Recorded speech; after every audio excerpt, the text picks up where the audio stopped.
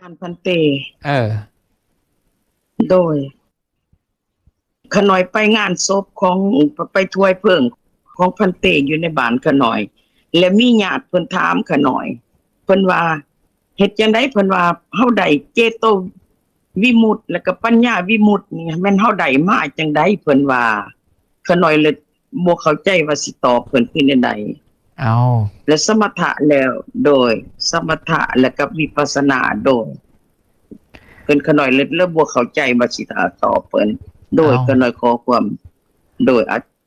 สิแจ้งจากพันเตโดยสาธุพันเตก็ตอบมาเกือบถูกแล้วได้นั่นสมถะเป็นเหตุให้ได้เจโตวิมุตติวิปัสสนาเป็นเหตุให้ได้ปัญญาวิมุตติสมถะคือหยังตอบมา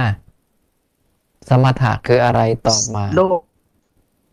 โดยสมถะนี่ขน่อยว่าสมถะนี่หมายความว่าเฮ็ดให้อารมณ์เป็นหนึ่งเดียวแม่นบ่ขน่อยสมถะจำง่ายๆคือสมาธินะที่ตอบมากก็ถือแต่ว่ามันกะนึกภาพบ่ออกไงอารมณ์เป็นอันหนึ่งเดียวมันคือการทำสมาธิหรือการทำจิตให้สงบอยู่ภายในนั่นแหละคือสมถะวิปัสสนาเดวิปัสสนาคือ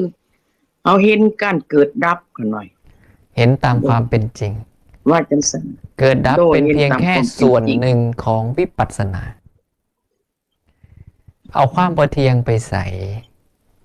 เอาความเป็นอนัตตาไปใส่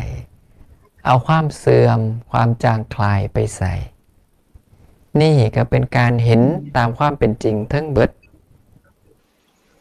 คันว่าจังซั่นสมถะและบวกกับไตรลักษณ์ได้บ่ขน่อยได้โดยได้บ่ขน่อยบ่จำเป็นต้องไตรลักษณ์จังที่บอกอนิจจังอย่างเดียวก็ได้ทุกอย่างเดียวก็ได้อนัตตาก็อย่างเดียวก็ได้เห็นถึงความเสื่อมไปเห็นถึงความสิ้นไปจางคลายไปก็ได้เห็นบ่มันกว้างไหนเอาไปแค่ว่าวิปัสสนาคือเกิดดับผู้บางคนบ่ได้เห็นเกิดดับเลยแต่ความบ่เที่ยงเขาก็เห็นความแปรปรวนเขาก็เห็นเขาก็สิเข้าใจว่าอ้าวจังสี่ฉันก็บ่ได้วิปัสสนาแล้วทั้งที่เขาได้แต่คำอธิบายเขามันบกกวงก็เลยต้องร่วมเข้ามาตรงที่ว่าเห็นตามความเป็นจริงซะหน่อยโดยสาธุสมาธิแล้วว่าเนี่ยพุทธญาณทัศนะหันบอกหน่อยต้นนี้บอกหน่อยต้นยอดต้นนี้บอกหน่อยมันไปของมันเองไหนกันเท่าเฮ็ดดียะถาภูตะญาณทัศนะแปลว่าหยังโดย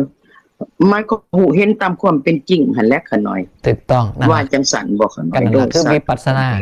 เห็นดอนั่นแหละคือวิปัสสนาเธอทั้งหลายจงเจริญสมาธิเถิดภิกษุผู้มีจิตตั้งมั่นแล้วย่อมรู้ได้ตามความเป็นจริงนี่แหละมันชัดอยู่ตรงนี้แหละเพียงแค่ว่ามันยังมีอีกหลายคนไปมุ่งตาสมาธิอย่างเดียวจนกระทั่งมองขามวิปัสสนาที่มันอยู่ข้างในมองขามปัญญาที่มันมีซ่อนอยู่ค่อยจะสนใจให้ใจมันสงบค่อยจะพยายามดึงให้ใจมันตั้งมันดึงให้จิตมันตั้งมันลืมเห็นว่าโอ้นี่เด้ความแปรปรวนเปลี่ยนเป็นประการอื่นมันก็เกิดตอนไหน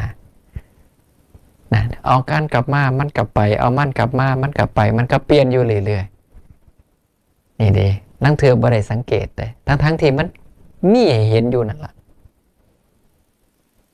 แม่นดอโดยสาธุ